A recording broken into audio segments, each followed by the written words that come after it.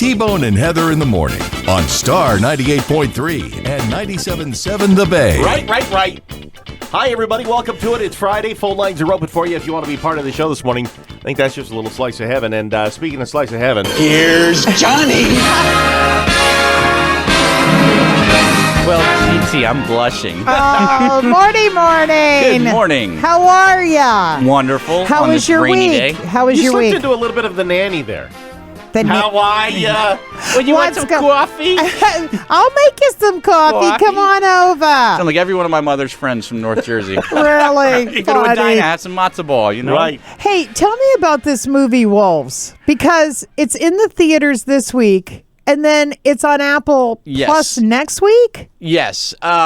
They're like two A-list actors, it may right? be on Apple. That's been confusing. They haven't been clear about it. Like, admittedly, I didn't check Apple TV Plus before I came into the studio this morning, but they're saying that it's sometimes they're saying next week, sometimes they're saying this week. So I don't know. I wasn't aware of different tiers of Apple TV and Plus. this is the movie that brings There's the different two tiers? That's what I'm saying. I don't know, but there's two lines of thinking that it's coming this week or next week. Either way, Wolves is Brad Pitt and George Clooney, right? As two that thing, two fixers, both.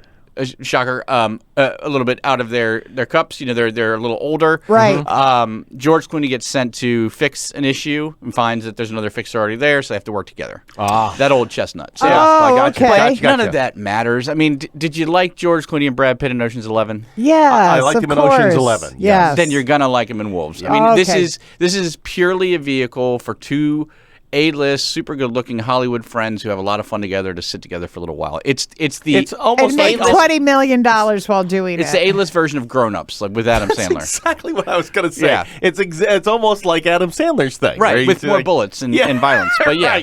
Right. And, you know, personally, me, I love those. I'm unabashedly love those guys. I love that Brad Pitt eats in every scene like he doesn't care what's going on. You know, bullets flying around him. He's eating trail mix. You know, whatever it is. Right. And George Clooney's head shaking quips. You know, it's all there. The action's pretty good. It's really more of an afterthought than anything else. Okay. And the story's pretty thin. I mean, you can probably tell from the plot I just gave you. Yeah. But it's not about that. It's about seeing these two and giving them a chance to riff off each other one last time. You liked it. You liked it. Yeah, Why is one of them dying? No, but I mean, one last time. I mean that's true. I shouldn't say that because Stallone is 80 something and he's still doing stuff. Right. So yeah, who knows what they can do in Hollywood these days? Okay. But yeah, is that the biggest one, or are there other movies coming out? There's definitely other movies. So if you're a kid or if you have kids, Transformers 1 is probably the biggest release of the week. Is that an animated movie? It is. Okay. It is. So it's kind of it's almost a I don't know which one of the reboot, remake, reimagining. It's a redo of Transformers. They're starting it over again, but this time animated, which I think is genius. You know, it used to be that was a step backwards, but after things like Spider-Man Into the Spider-Verse, and you saw that this animation could really be powerful and beautiful and all these things, you know, Transformers go in there, and it is being incredibly well received. It was I liked it personally. I was a huge fan of all the live action ones. Me too. I know they got silly, and I know they got, but they're based on the Transformers. They should be pretty silly at a lot of times. Didn't Transformers start out as a cartoon? Yeah, And it started out as a toy. And then a cartoon, and then live action, and now back to animation. Yep, now back to animation, and this tells kind of the origin story.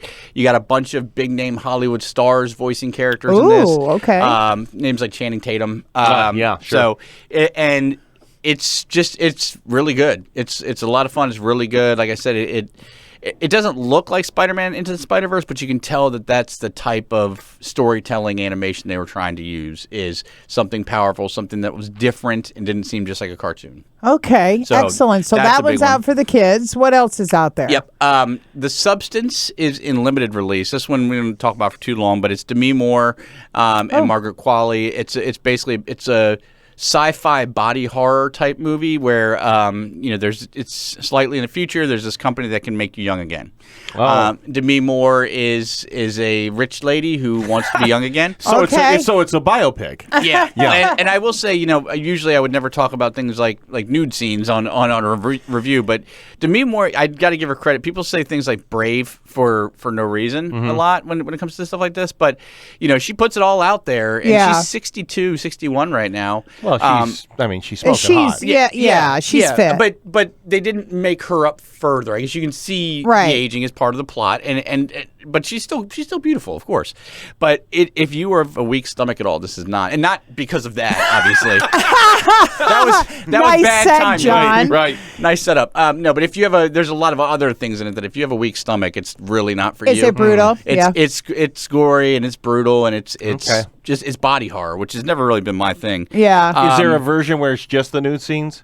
Yeah, MrSkin.com. Okay. I believe is what that is. God. Just catch that one. Oh God. Then there's Never Let Go. I had no hope for this at all. I had a lot of movies this weekend, by the way.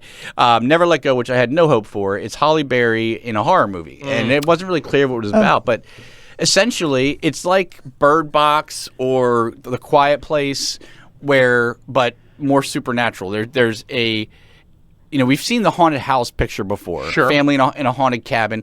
But this time the family's in the haunted cabin and the rest of the world is haunted. And they're kind of, there's an apocalyptic event and this family is being protected by their bond. Like they have to literally never let go and stay together with each other. Similar to my gosh. Quiet Place, you can't make noise. Okay. Bird Box, you can't open your eyes. This one, they can't let go. So They're holding hands the entire movie? holding hands, tied together, all kinds of stuff like that, yeah.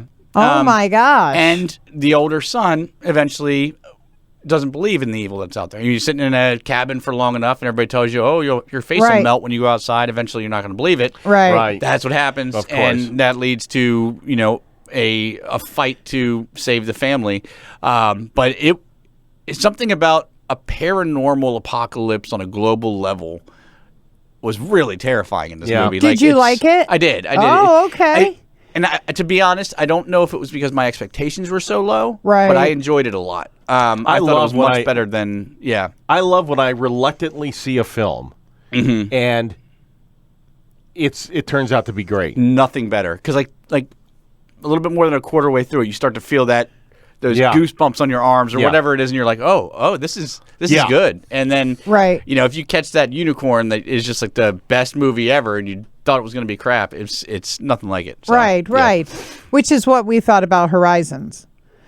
Oh, so you guys did sit down and see the. We did. We watched it, and I was not anticipating. Costner, right? I didn't get to the level you got to. No, I thought it was good. I did, but I saw it for what it was. He's setting up all of the other movies that are coming down the line, so it is kind of boring. It's kind of like Stephen King, who goes on and on about character development. Yes, he wore a blue coat and had.